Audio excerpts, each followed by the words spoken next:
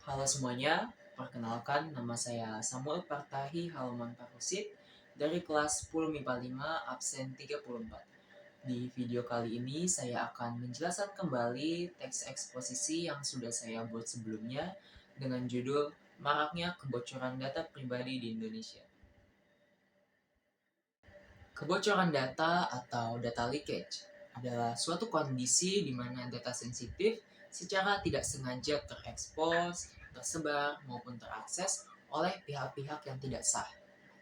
Akhir-akhir ini banyak sekali di Indonesia terjadi kasus kebocoran data, baik itu data-data pribadi maupun data-data di sistem pemerintahan. Dimulai dari bulan Januari 2022, sekitar 16 komputer di kantor cabang Bank Indonesia mengalami kebocoran data. Masih di bulan yang sama, data pelamar kerja di website Pertamina juga mengalami kebocoran. Selain kasus-kasus kebocoran data sebelumnya, belum lama ini publik dihebohkan dengan aksi Bjorka yang tengah menjadi bahan perbincangan lantaran terlibat dalam kasus kebocoran data di Indonesia. Aksi Bjorka dalam menyebar sejumlah data sensitif terpantau telah dilakukan sejak kurun waktu 1 bulan terakhir, dimulai dari bulan Agustus hingga awal September 2022.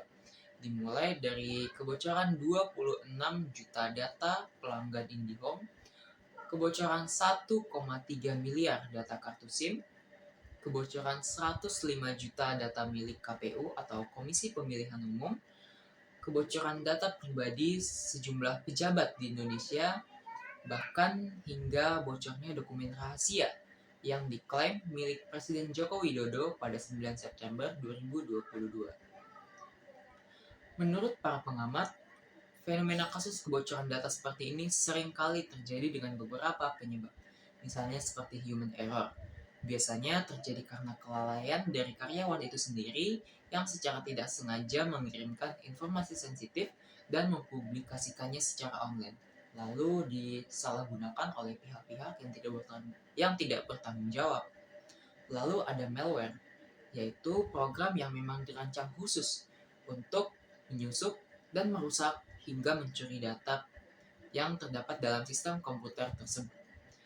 Yang ketiga, hingga anggota tim yang memang memiliki niat jahat atau buruk yang ingin berkhianat demi keuntungan pribadinya.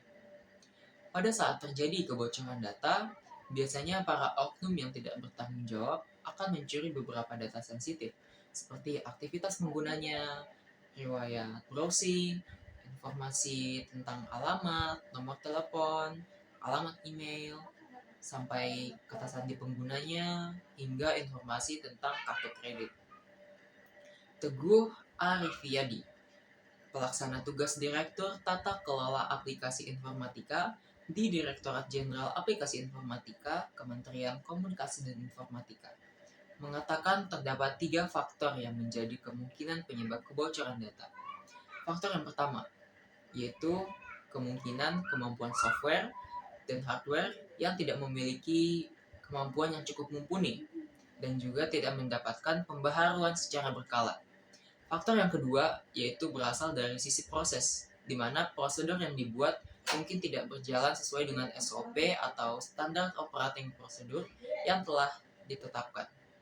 Yang ketiga yaitu berasal dari faktor sumber daya manusia itu sendiri, yang mungkin memang belum memiliki kemampuan yang cukup, belum memiliki pemahaman yang cukup tentang perlindungan data.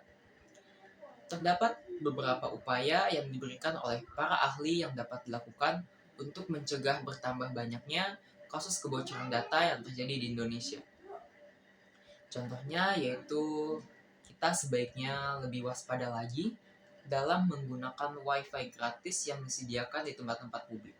Karena WiFi gratis seperti ini dapat disalahgunakan oleh orang yang tidak bertanggung jawab untuk mencuri data-data pribadi kita yang terdapat di dalam sistem komputer yang kita gunakan.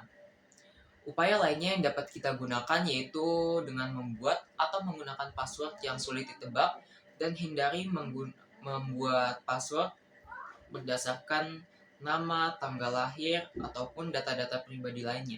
Serta kita juga disarankan untuk mengganti password yang telah kita buat secara berkala setiap 3 bulan sekali.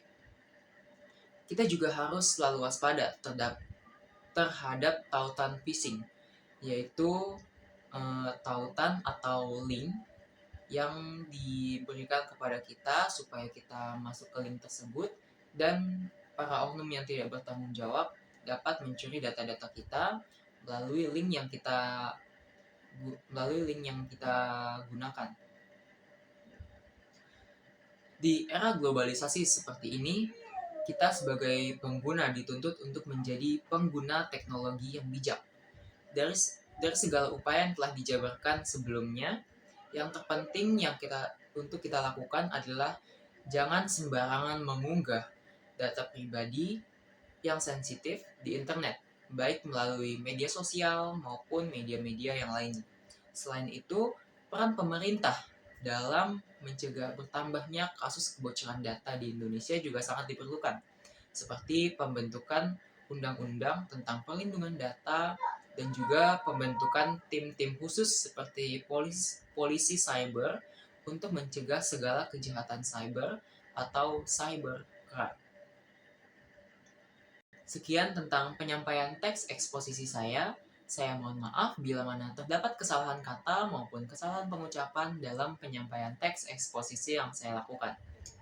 Akhir kata, saya pamit undur diri dan atas perhatiannya saya ucapkan terima kasih.